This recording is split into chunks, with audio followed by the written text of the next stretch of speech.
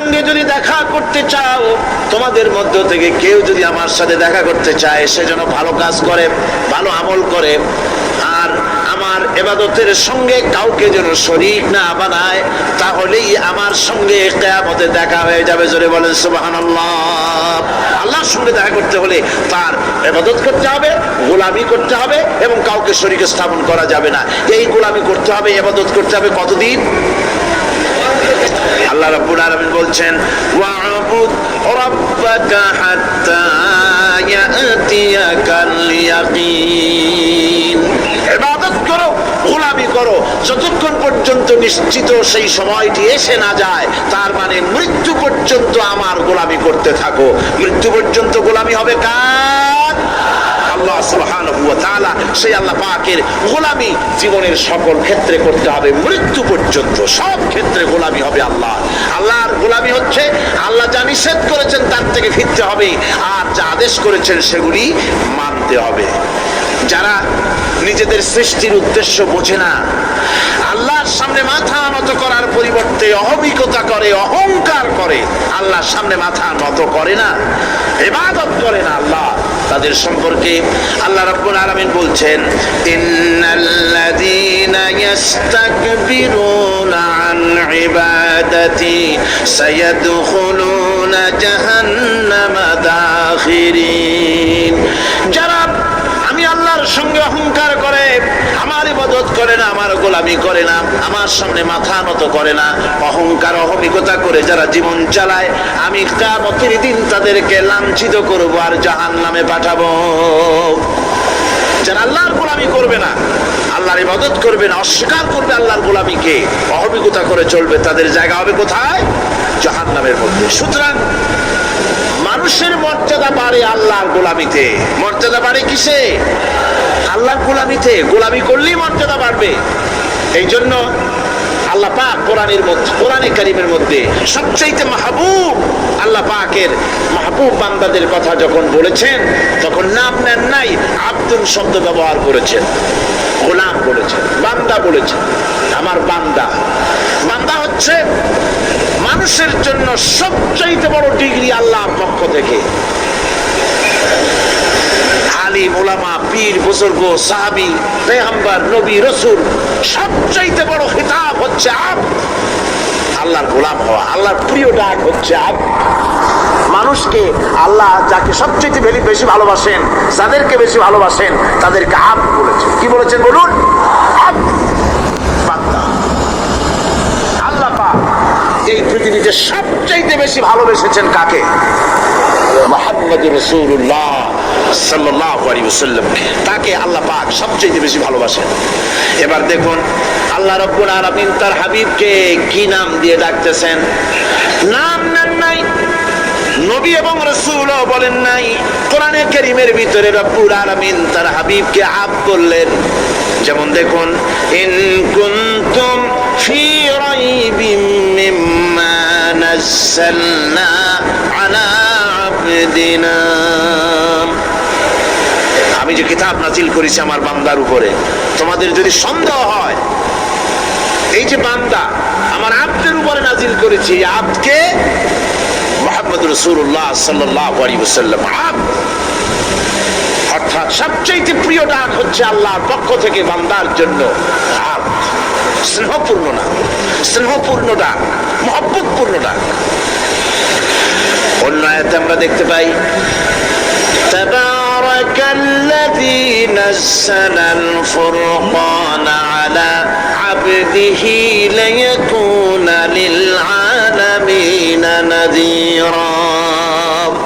অতীব বরকতপূর্ণ সেই মহান সত্তা যিনি তার বান্দার উপরে ফুরকান নাজিল করেছেন। হুজুরের নাম নেন নাই, রাসূল বলেন নাই, বলেছেন আব্দ। কি বলেছেন? আব্দ, আমার বান্দা। এরপরে আল্লাহ রাব্বুল আলামিন অন্য আয়াতে বলেছেন, সুবহানাল্লাযী আসরা বিআবদিহি লাইলাম মিনাল মাসজিদিল হারামি ইলাল মাসজিদিল আকসা। সমস্ত দুর্বলতা, অক্ষমতা থেকে মুক্ত সেই মহান সত্তা যিনি তার বান্দাকে রাতের একটি অংশে ইসরা করিয়েছিলেন।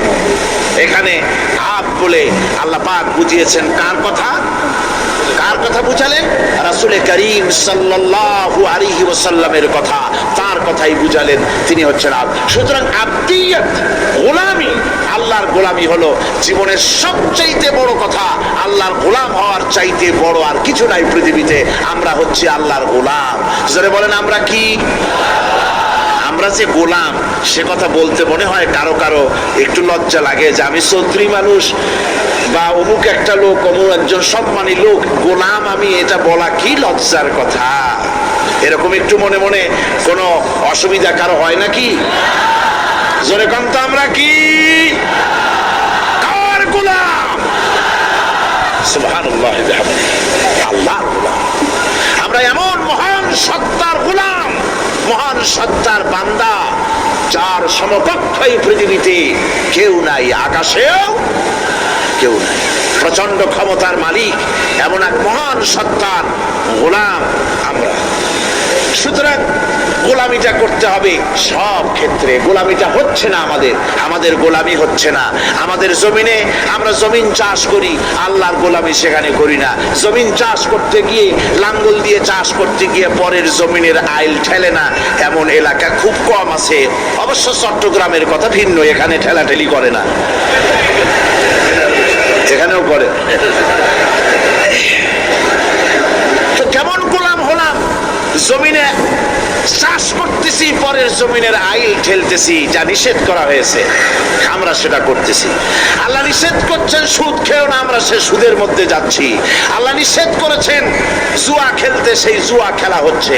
মদ খেতে নিষেধ করেছেন, সেই মদ খাওয়া হচ্ছে। অর্থাৎ যা যা নিষেধ করা হয়েছে সমাজের মধ্যে সেগুলি বেশি করে চলতেছে, ঠিক কিনা? তাহলে কি বান্দা হতে পারলাম? বান্দা হতে পারি নাই, গোলাম হতে পারি নাই। গোলাম হতে হবে আল্লাহ পাকের। কি হতে হবে জোরে কোন? গোলাম হতে হবে জীবনের সকল ক্ষেত্রে। আল্লাহর হক বান্দার উপরে কি, আর বান্দার উপরে আল্লাহর হক কি, এ ব্যাপারে একটি হাদিস এসেছে। ওয়ান মুআজ বিন জাবাল রাদিয়াল্লাহু তাআলা আনহু قال كنت رديف النبي صلى الله عليه وسلم على حمار فقال لي يا معاذ أتدري ما حق الله على العباد وما حق العباد على الله। হযরত মুআজ বলছেন, আমি রাসূল করিম সাল্লাল্লাহু আলাইহি ওয়াসাল্লামের গাধার পৃষ্ঠে হুজুরের পেছনে বসা ছিলাম। হুজুর আমাকে জিজ্ঞেস করলেন, মুআজ তুমি কি জানো বান্দার উপরে আল্লাহর হক কি আর আল্লাহর উপরে বান্দার হক কি? কুলতু আল্লাহু ওয়া রাসূলুহু আ'লাম। বললাম আল্লাহ এবং তার রাসূল খুব ভালো জানেন। আমি কি করে জানবো? আল্লাহ এবং তার রাসূল খুব ভালো জানেন। قال حق الله على العباد أن يعبدوه ولا يشركوا به شيئا। বান্দার হক হচ্ছে আল্লাহর উপরে এই যে বান্দা গোলামি করবে আল্লাহ, ইবাদত করবে আল্লাহ, আর আল্লাহর সাথে কাউকে শরীক স্থাপন করবে না। এটা হচ্ছে আল্লাহর উপরে কার হক? বান্দার হক। আর আল্লাহর হক হচ্ছে বান্দার উপর কি? ওয়া হাক্কুল ইবাদি আলাল্লাহ আল্লা ইউআযযিবা মান লা ইউশরিকু বিহি শাইআ। বান্দার উপর আল্লাহর হক হচ্ছে যে বান্দা আল্লাহর গোলামি করবে আর শরীক স্থাপন করবে না আল্লাহর সাথে, আল্লাহ তাকে শাস্তি দিবেন না। সুবহানাল্লাহ ওয়া বিহামদিহি। আল্লাহ তাকে আযাব দিবেন না, আল্লাহ তাকে শাস্তি দিবেন না। সুতরাং তাওহীদের আকীদা মজবুত হতে হবে। আখিরাতের কামিয়াবি এর উপরে নির্ভরশীল। আমরা যদি আখিরাতে কামিয়াবি চাই, কি বলেন, আখিরাতে কি আমরা জীবনের সফলতা চাই? জোরে বলেন, সফলতা চাই। আখিরাতের কামিয়াবি যদি চাই, জাহান্নাম থেকে যদি বাঁচতে চাই, বেহেশতে যদি যেতে চাই, তাহলে আকীদাকে মজবুত করতে হবে। আল্লাহর সাথে কাউকে শরীক স্থাপন করা যাবে না। এবং আল্লাহ সৃষ্টিকর্তা কোরআনে পাকের শিক্ষা অনুযায়ী আল্লাহরে বিশ্বাস করি, এতটুকুন কথা বললেই তাওহীদের হক আদায় হয় না। তাওহীদের হক হচ্ছে আল্লাহ পাককে সৃষ্টিকর্তা, পালনকর্তা, বিধানদাতা, রিজেক দাতা, কল্যাণ দাতা সবকিছু হিসাবে মানতে হবে কাকে? আল্লাহ পাককে। জোরে সরে বলুন, কাকে মানতে হবে? সমস্ত ক্ষমতা হচ্ছে আল্লাহ। সমস্ত ক্ষমতা কার? আল্লাহর নাম নিতে শরম করে নাকি? তাহলে জোরে সরে কোন সমস্ত ক্ষমতা কার? আল্লাহ রাব্বুল আলামিনের এত বড় ক্ষমতা, সাগরকে নগর বানাতে পারেন, নগরকে সাগর বানিয়ে দিতে পারেন, এতিমকে রাষ্ট্রের মালিক বানায় দিতে পারেন, ধনীকে গরিব বানায় দিতে পারেন, গরিবকে ধনী বানায় দিতে পারেন, মৃত্যুকে জিন্দা করতে পারেন, জিন্দাকে মৃত্যু করে দিতে পারেন, পথের লোককে ধরে প্রেসিডেন্ট বানায় দিয়া ফুলের মালা দিয়া গলা থেকে পা পর্যন্ত ভরে দিতে পারেন। আবার আল্লাহ যদি নারাজ হয়ে যান, প্রেসিডেন্টের ফুলের মালার পরিবর্তে জুতার মালা গলায় দিয়া জেলখানার মধ্যে ঢুকাইয়া দিতে পারেন। তাহলে ক্ষমতাটা কার? বিশ্বাস করেন? সমস্ত ক্ষমতার মালিক আল্লাহ। আকীদা মজবুত হতে হবে। আমার মুসলমান ভাইরা, আকীদায় গড়বড় যদি হয়ে যায়, তাওহীদ বুঝতে যদি ভুল করেন, জীবন বরবাদ হয়ে যাবে। আর কিছু যদি না পারেন, অন্তত ঈমান ও আকীদাকে মজবুত করে যদি আল্লাহর দরবারে উঠতে পারেন, ফাকাদ ফাজা ফাওজান আযীমা, বিরাট কামিয়াবি আসবে কিয়ামতে। যদি আকীদাটাকে মজবুত করে না ওঠা যায় আল্লাহর দরবারে। সেজন্য আমি কোরআন আমাদেরকে কি শিখালো সেই কথাই বলছি। আল্লামাল কোরআন, কোরআন কি শিখায়ছে? তাবিজ শিখায় নাই। কোরআন আমাদেরকে শুধুমাত্র মাথা ঝুলে ঝুলে তেলাওয়াত এটা শিখায় না। কোরআন তেলাওয়াত করতে হবে, বুঝতে হবে, আমল করতে হবে। কোরআন শিখাচ্ছে। কে শিখাচ্ছে? কোরআন। তার মানে কে? আল্লাহ। কে শিখাচ্ছেন? আল্লাহ সুবহানাহু ওয়া তাআলা শিখাচ্ছেন। বান্দা শোনো ভালো করে। وَيَمْسَسْكَ اللَّهُ بِضُرٍّ فَلَا كَاشِفَ لَهُ إِلَّا هُوَ। আল্লাহ যদি তোমার কোনো ক্ষতি সাধন করতে চান, তাহলে সেই ক্ষতি থেকে তোমাকে কেউ রক্ষা করতে পারবে না। এটা হবে ঈমান। এটা কি? এই ঈমান যদি মনের মধ্যে আসে, আপনি বিরাট শক্তিশালী বিপ্লবী শক্তিতে পরিণত হয়ে যাবেন। আপনার যদি ঈমান থাকে যে দুনিয়ার কোন গুলির উপরে, কোন বুলেটের উপরে যদি আমার নাম লেখা থাকে, সারা পৃথিবী ওই গুলিবিদ্ধ হওয়া থেকে আমাকে বাঁচাইতে পারবে না। আর কোন গুলির উপরে, কোন বুলেটের উপরে যদি আমার নাম লেখা না থাকে, তাহলে গোটা বিশ্ব একযোগে প্রচেষ্টা করেও আমাকে গুলিবিদ্ধ করতে, এটার নাম কি? ঈমান। তাই আল্লাহ বলছেন যে আমি যদি কারো ক্ষতি করি, তাহলে এই ক্ষতি থেকে তাহলে তাকে কেউ বাঁচাইতে। وَيَمْسَسْكَ بِخَيْرٍ فَهُوَ عَلَى كُلِّ شَيْءٍ قَدِيرٌ। আর আল্লাহ রাব্বুল আলামিন যদি কারো কল্যাণ করতে চান, তাহলে তার কল্যাণকে কেউ ফিরায় দিতে পারে না। কল্যাণ থেকে কেউ কাউকে কল্যাণ থেকে মাহরুম করে দিতে পারে না। তার মানে হলো, আল্লাহ যদি কাউকে চুল ধরে, মাথা ধরে, কল্লা ধরে উপরের দিকে টানে, আর দুনিয়া যদি তার পাও ধরে নিচের দিকে টানে, তাহলে দুনিয়া পারবে? পারবে? আল্লাহ কল্যাণ করতে চাইলে কেউ ঠেকাইতে পারবে না, আর আল্লাহ অকল্যাণ করতে চাইলেও তার থেকেও কেউ বাঁচতে। وهو القاهر فوق عباده وهو الحكيم الخبير। তিনি তার বান্দাদের উপরে একচ্ছত্র আধিপত্য রাখেন, একচ্ছত্র ক্ষমতার অধিকারী তার বান্দার উপরে।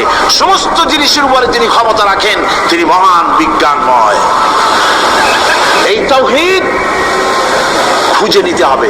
তাওহীদ অর্থাৎ আল্লাহ পাককে সমস্ত ক্ষমতার মালিক মনে করতে হবে। দেখুন, আমাদের জাতির পিতা কে? আমাদের জাতির পিতা মনে আছে তো? ভুল টুল করেন না তো? ভুল টুল করবেন না।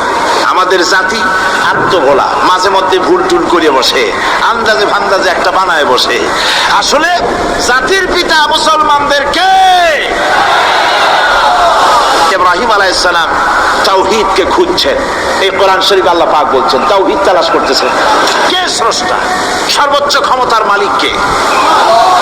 হযরত ইব্রাহিম আলাইহিস সালাম তার এই তাওহীদ খোঁজার, তাওহীদ অন্বেষণ কাহিনীটাকে রব্বুল আলামিন কোরআনে কারীমের ভিতরে জায়গা দিয়ে দিলেন দুনিয়ার মানুষকে বোঝাবার জন্য, শোনাবার জন্য। ফালাম্মা জান্না আলাইহিল লাইলু রাআ কাওকাবান ক্বালা হাযা রাব্বী। তিনি রব সন্ধান করছেন, কে আমার স্রষ্টা? সর্বোচ্চ ক্ষমতার মালিক কে? আইনদাতাকে, বিধানদাতাকে, স্রষ্টাকে কে? তিনি তাকে খুঁজছেন। মনের ভিতরে চিন্তা, মস্তিষ্কেই চিন্তা। হঠাৎ করে রাত এলো, পশ্চিম গগনে সুন্দর এক তারকা উদিত হলো, সান্ধ্য তারা। সন্ধ্যার সময় যে তারাটা ওঠে সেটা ছোট না বড়? বড়।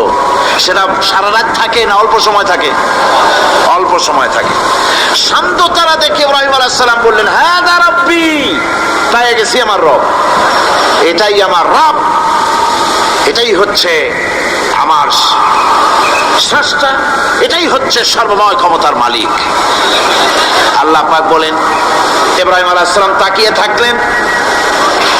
কিছুক্ষণ পরে এই তারকা যখন অস্তমিত হয়ে গেল, ইব্রাহিম আলাইহিস সালাম তখন বললেন, ফালাম্মা আফালা ক্বালা লা উহিব্বুল আফিলিন। যে জিনিস অস্তমিত হয়ে যায় তাকে আমি মহব্বত করি না, পছন্দ করি না, সে রব হতে পারে না। যে রব হবে তার আবার উদয় অস্ত কিসের? কিছুক্ষণ পরে চন্দ্র উদিত হলো, চাঁদ থেকে ইব্রাহিম আলাইহিস সালাম বললেন, ফালাম্মা রাআল কমারা বাযিগান ক্বালা হাযা রাব্বি। চাঁদ দেখে বললেন, এটাই আমার রব, এটাই আমার স্রষ্টা, এটাই আমার বিধানদাতা। ফালাম্মা আফালা ক্বালা লাইন লাম ইয়াহদিনি রাব্বি লাআকুনান্না মিনাল কওমিদ যাল্লিন।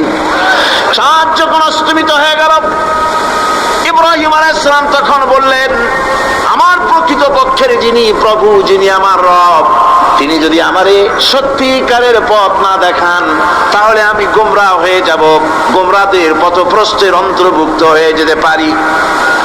চিন্তা করতেছেন আমার রবকে। তারকা দেখলাম অস্তমিত হয়ে গেল, চাঁদ দেখলাম ডুবে গেল, তাহলে আমার রবকে? সকাল চলে যাওয়ার পর যখন দেখলেন পূর্ব দিগন্ত থেকে সূর্য উদিত হয়েছে ডগমগ করে, সূর্যকে দেখে তিনি বললেন, ফালাম্মা রা'a আশ-শামসা বাযিগাতান ক্বালা হাযা রাব্বি হাযা আকবার। সূর্যকে দেখে বললেন, এটাই আমার রব, আর এটাই বড় রব। যেহেতু চাঁদের আলো ছিল স্নিগ্ধ, সূর্যের আলো অত্যন্ত প্রখর, চাঁদের দিকে তাকানো যেত, সূর্যের দিকে তাকানো যায় না, এটাই আমার রব এবং বড় রব। হযরত ইব্রাহিম আলাইহিস সালামের এই ভুলও ভেঙে গেল।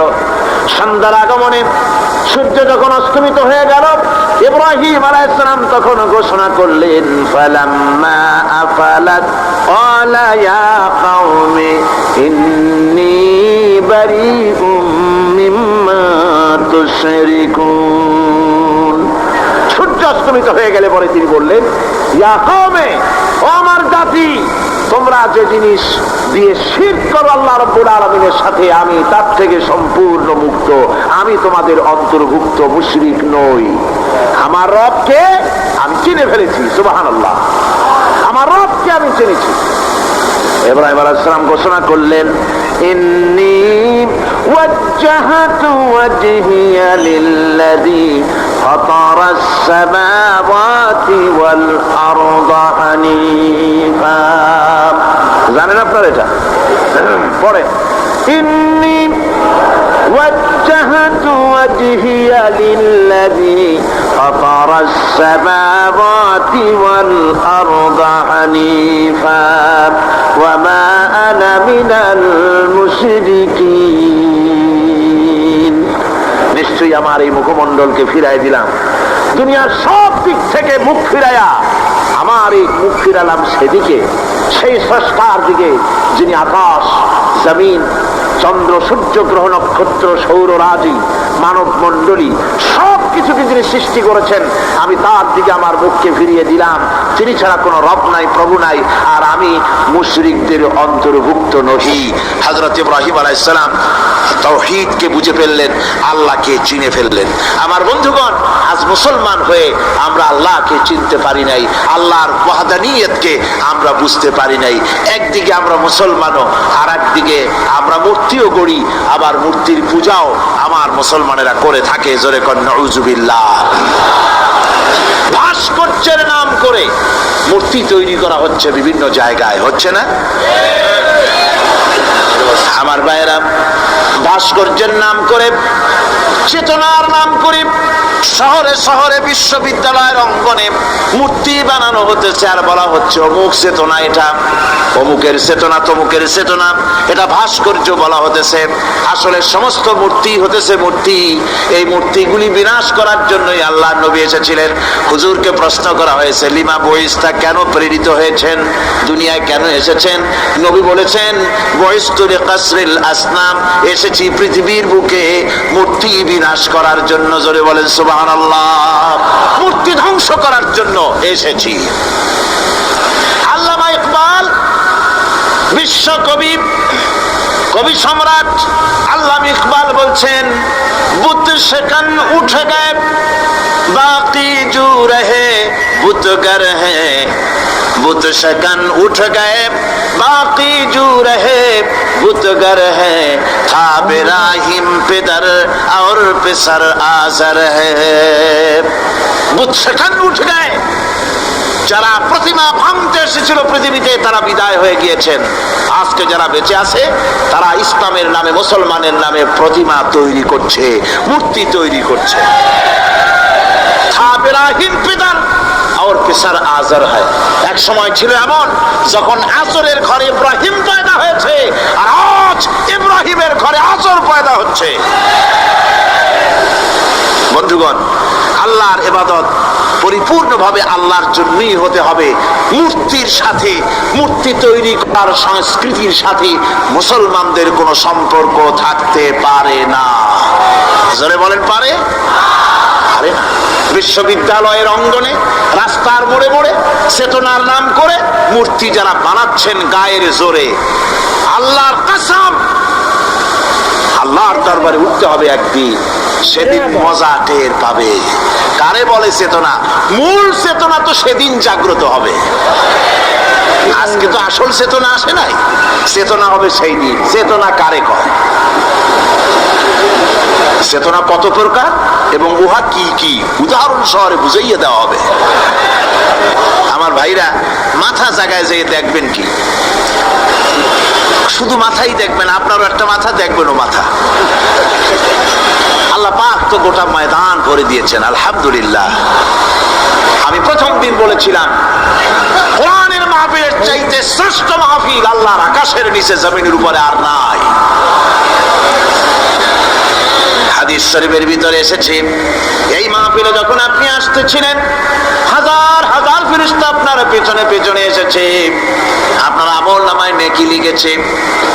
রাসূলুল্লাহ বলছেন, বান্দারা যখন কোরআন শোনার জন্য, আল্লাহর জিকিরের জন্য, কোরআনের জন্য যখন বসে যায়, আল্লাহর রহমতের ফেরেশতারা মাহফিলের চতুর্দিকে তারা ঘিরে দাঁড়িয়ে যায় আকাশ পর্যন্ত। এই মাহফিল ঘেরাও হয়ে আছে ফেরেশতা দিয়া। কি দিয়া? কার কথা? আল্লাহ রাসূলের কথা। ফেরেশতা দিয়ে গোটা মাহফিল ঘেরাও হয়ে আছে, আকাশ পর্যন্ত তারা দাঁড়িয়ে আছে। ফেরেশতারা বলতে থাকে, রব্বুল আলামিন, তোমার বান্দারা যতক্ষণ রাস্তায় ছিল ততক্ষণ নেকি লিখেছি, এখন মাহফিলে বসে গেছে, এখন কি করি? আল্লাহ পাক বলেন, আমার ফেরেশতারা, আমার বান্দারা যতক্ষণ মাহফিলে বসে থাকবে ওদের প্রত্যেক শ্বাস এবং প্রশ্বাসের বিনিময়ে 10-10 করে নেকি লিখতে থাকো। প্রত্যেকটি শ্বাস প্রশ্বাসের বিনিময়ে নেকি লেখা হচ্ছে। সুবহানাল্লাহ। আপনারা পাড়ায় জান্নাতে বসে আছেন। মাজালিসুল ইলম হিয়া রাউদাতুম মিন রিয়াদিল জান্নাহ, এটা জান্নাতের টুকরা। আপনারা বসে আছেন, জোরে কোন সুবহানাল্লাহ। কারো বাপের কথা বলা হচ্ছে না, কার্ল মার্কসের কথা নয়, লেনিনের কথা নয়, পৃথিবীর কোন মানুষের কথা নয়, কথা হচ্ছে আমার আল্লাহর কথা। কার কথা? আর হচ্ছে তার হাবিব বিশ্বনবী জনাবে মুহাম্মদ রাসূলুল্লাহ সাল্লাল্লাহু আলাইহি ওয়াসাল্লামের কথা। আমার ভাইয়েরা, সুতরাং তাওহীদকে বুঝতে হবে, বিশ্বাস করতে হবে, তাওহীদের উপরে জীবন গড়তে হবে। তাওহীদ হচ্ছে বিশ্ব মানবতার জন্য ঐক্যের প্রতীক। তাওহীদই পারে বিশ্ব মানবতাকে ঐক্যবদ্ধ করতে। আর বলল পৃথিবীতে যত মেয়ে আছে সমস্ত মেয়েগুলি হলো ফেরেশতাগুলি, সব মেয়ে, আর এই মেয়েগুলি সব আল্লাহ। নাউযুবিল্লাহি মিন যালিক। আল্লাহ রাব্বুল আলামিন প্রতিবাদ করলেন, আলাকুমুয যাকারু ওয়া লাহুল উনসা তিলকা ইযান কিসমাতুন দিযা। তোমরা সমস্ত পুত্র সন্তানগুলি নিজের জন্য নিয়ে নিলে, আর কন্যা সন্তানগুলি দিলে আমাকে, কেমন তোর ভাগ করলে? এটা আল্লাহ পাকের কোনো সন্তান নাই, আল্লাহ রাব্বুল আলামিনের কোনো সন্তান নাই, স্ত্রী নাই, পুত্র নাই, কেউ নাই। আল্লাহ পাক বলেন, বাদিউস সামাওয়াতি ওয়াল আরদ, আসমান এবং জমিনের উদ্ভাবক হচ্ছেন তিনি। আন্না ইয়াকুনু লাহু ওয়ালাদুন ওয়া লাম তাকুন লাহু সাহিবা। তিনি তো, তার সন্তান হবে কি করে? তার তো জীবন সঙ্গিনী নাই, তার তো স্ত্রী নাই। আল্লাহ বলছেন, আমার তো স্ত্রী নাই, অথচ তোমরা আমার সন্তান বানাচ্ছ। অথচ আমি সব কিছুকেই সৃষ্টি করেছি। সবকিছুর স্রষ্টা কে? আকাশ এবং জমিন, সমস্ত সৃষ্টি জগৎ, এগুলি এমন কোন ব্যাপার না আল্লাহর কাছে যেগুলি সব কন্ট্রোল করতে গিয়ে তিনি ক্লান্ত হন, শ্রান্ত হন, বিশ্রাম নিতে হয় না। এগুলি কোনো ক্লান্তি, শ্রান্তি আল্লাহ পাককে স্পর্শ করেন না। তিনি হচ্ছেন মহান, তিনি এক মহান সত্তা, মহান স্রষ্টা।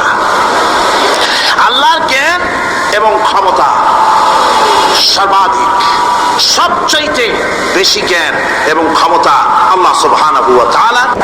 আযীব তামাশা, আযীব তামাশা। আশাদ্দু হুব্বান লিল্লাহ, যারা নাকি ইমানদার তারা জীবনের সবচাইতে আল্লাহ রাব্বুল আলামিনকে বেশি ভালোবাসে। আল্লাহকে বেশি ভালোবাসে যারা নাকি ইমানদার। সুতরাং আল্লাহকে বেশি ভালোবাসতে হবে, মুহাব্বত করতে হবে আল্লাহকে বেশি। কে দায়িত্ব দিয়ে রাসূল পাক হুজরা শরীফে চলে গেলেন। পরবর্তী নামাজের রক্তে ইশা রক্ত আনা, ওহির কথাগুলি কান পেতে শোনো, নিশ্চয়ই আমি আল্লাহ, আমি ছাড়া কোনো ইলাহ নাই। ফা'বুদনি ওয়াকিমিস সালাতা লিযিকরি, অতএব আমার গোলামি করো, আমার দাসত্ব করো, আমার আনুগত্য করো, আর আমার শরণার্থে নামাজ কায়েম করো, নামাজ প্রতিষ্ঠা করো। মুসলমানদের জীবনে সর্বশ্রেষ্ঠ ইবাদত কোনটি? চিল্লায় কোনটি? এই নামাজ সর্বশ্রেষ্ঠ ইবাদত। যে নামাজ, সেই নামাজ আমার দেশের মুসলমানেরা ট্রেনে দেখবেন, ট্রেনে যখন যান দেখবেন নামাজের রক্ত হলে কয়টা মুসলমানের নামাজ পড়ে। লঞ্চে যান, স্টিমারে যান, দেখবেন কয়জনের নামাজ। এক আল্লাহর সঙ্গে দেখা করার জন্য প্রস্তুতি নিয়েছেন। কথার অর্থ কেউ কিছু বুঝতো না। হযরত আবু বকর রাদিয়াল্লাহু তাআলা আনহু কাঁদতে কাঁদতে বেখতার হয়ে যাচ্ছেন, কাঁদতে কাঁদতে পাগলের মতো হয়ে যাচ্ছেন। সাহাবীরা মনে চিন্তা করলেন, আবু বকর বুড়ো মানুষ, এত কাঁদতে কেন? হুজুর কার না কার কথা বললেন? জ্ঞান বৃদ্ধ, বয়োবৃদ্ধ হযরত আবু বকর বুঝতে পেরেছেন তামাম পৃথিবীর জাগতিক সম্পদ আল্লাহ দিতে চেয়েছেন তার হাবিবকে। তার হাবিব সমস্ত সম্পদকে উপেক্ষা করে মাওলার সঙ্গে দিদার করার জন্য প্রস্তুতি নিয়েছেন। তার মানে হলো অতি বিলম্বে আমরা সাহাবীরা রাসূলের থেকে জনমের মতো এতিম হয়ে যাব। হুজুর বললেন, আজ থেকে মসজিদে নববীর সমস্ত দরজাগুলি বন্ধ হয়ে যাবে, শুধু আবু বকরের দরজাটা খোলা থাকবে। হযরত আবু বকরের কে দায়িত্ব দিয়ে রাসূল পাক হুজরা শরীফে চলে গেলেন। পরবর্তী নামাজের রক্তে ইশা রক্ত হয়ে গিয়েছে। সাহাবীরা অনেকক্ষণ অপেক্ষা করে হযরতে আবু বকর রাদিয়াল্লাহু তাআলা আনহুকে ইমামতির জায়গা দিয়ে দিলেন। তিনি নামাজ শুরু করলেন, পিছনে সাহাবারা কান্দা শুরু করে দিলেন। তাদের মনের ধারণা হলো আল্লাহ আল্লাহর নবীর পিছনে নামাজ পড়া জীবনে আমাদের আর কিসমতে হবে না। সাহাবীরা কাঁদতেছেন, আল্লাহর নবী জ্বরে একবার বেহুশ হয়ে পড়েন, আবার একবার হুশে আসেন। নবীজি হুশে এসে হযরত আয়েশাকে জিজ্ঞেস করেন, আয়েশা রে এখন কোন সময়? হযরত আয়েশা বলেন, হুজুর নামাজে রক্ত হয়ে গেছে। সাহাবায়ে কেরাম আপনার অপেক্ষা করে জামাত শুরু করে দিয়েছেন। হুজুর বলেন দরজাটা খুলে দাও, আমি একটু দৃশ্যটা দেখি। দরজা খুলে দেওয়া হলো। হযরত আয়েশার কাঁধের উপরে ভর করে হুজুর মাথা উঁচু করে মসজিদে নববী নামাজের দৃশ্য দেখে কিছুক্ষণ তাকায় থেকে শুয়ে পড়লেন। হুজুরের দুই চোখ দিয়ে পানি বেয়ে পড়তে লাগলো। হযরত আয়েশা বলেন, হুজুর নামাজের দৃশ্য দেখে কাঁদেন কেন? আল্লাহর নবী বলেন, আয়েশা রে এটা কোনো দুঃখের বাণী নয়, আমার চোখে পানি এসেছে বড় তৃপ্তির বাণী। আজকে নামাজের যে জামাতের দৃশ্য দেখলাম, এই জামাতকে কায়েম করার জন্য তায়েফের ময়দানে আমার রক্ত দিয়ে তায়েফের ময়দান রঞ্জিত হয়েছে, উহুদের ময়দানে আমার দান্দান মোরাও শহীদ হয়েছে, সাহাবায়ে কেরাম জীবন দিয়েছেন। এই কষ্টের বিনিময়ে আজ জামাত কায়েম হয়ে গিয়েছে। এই দৃশ্য দেখে আমার মনে পড়লো কিয়ামত পর্যন্ত আমার যত উম্মত পৃথিবীতে আসবে এইভাবে করে তারা জামাত বন্দী হয়ে নামাজ আদায় করবে। কাজা শুরু করে দিবেন, 5 ওয়াক্ত নামাজ সঠিকভাবে আদায় করবেন। তাওহীদের তাকাজা হচ্ছে নামাজকেও প্রতিষ্ঠা করতে হবে। তারপরে আল্লাহর আনুগত্যশীল হতে হবে। এগুলি হচ্ছে তাওহীদের তাকাজা, তাওহীদের কথা। আল্লাহ পাকের প্রতি এই মহব্বত নিয়ে আল্লাহ নামাজ, আল্লাহ রোজা ইত্যাদি সঠিকভাবে জীবনের সকল ক্ষেত্রে করতে হবে। আপনি নদীর ভিতরে ইউনূস আলাইহিস সালাম যখন চিৎকার মারলেন পানির ভিতরে বসে, মাছের পেটের ভিতরে বসে, আল্লাহ রাব্বুল আলামিন চুপ করে থাকলেন না, সঙ্গে সঙ্গে রাব্বুল আলামিন জবাব দিয়ে দিলেন, ফাস্তাজাবনা লাহু ওয়া নাজ্জাইনাহু মিনাল গাম্মি ওয়া কাযালিকা নুজিল মুমিনিন। আমি বললাম, ইউনূস তুমি বিপদে পড়েছ। তুমি যখন চিৎকার মারলে তোমার চিৎকারের আওয়াজ দুনিয়ার কেউ শোনে নাই, কোন রাজা বাদশাহ, তোমার আত্মীয় বন্ধু বান্ধব কেউ শোনে নাই। নদীর অতল তলদেশে মাছের পেটের ভিতরে বসে যে চিৎকার তুমি মারলে পৃথিবীর কেউ শোনে নাই। আমি তোমার আরশের মালিক আল্লাহ রব্বুল আলামিন শুনেছি। শুধু শুনি নাই, জবাব দিয়া দিলাম। মাছের পেটের ভিতরে বেদনার সৃষ্টি করে দিলাম। মাছ বেড়ে উঠলো নদীর উপরে, ব্যথার চোটে মাছ দেখলো, বমি করা ছাড়া পথ নাই। মাছ দরিয়ার কিনারে গিয়া বমি করে ফালাই দিল ইউনূস আলাইহিস সালামকে। আল্লাহ বলেন, ইউনূস রে বাঁচায় দিলাম। ও পৃথিবীর মুমিনেরা, শুধু ইউনূসকে নয়, পৃথিবীর মুমিন বান্দারা যখন বিপদে পড়বে আর আমার কাছে যদি তারা প্রার্থনা করে, আমার কাছে সাহায্য চাই, ওয়া কাযালিকা নুজিল মুমিনিন, এইভাবে করে আমি মুমিনদেরকেও বিপদ থেকে বাঁচাইয়া দিব। জোরে কান সুবহানাল্লাহ। ওয়াদা কার? ওয়াদা কার?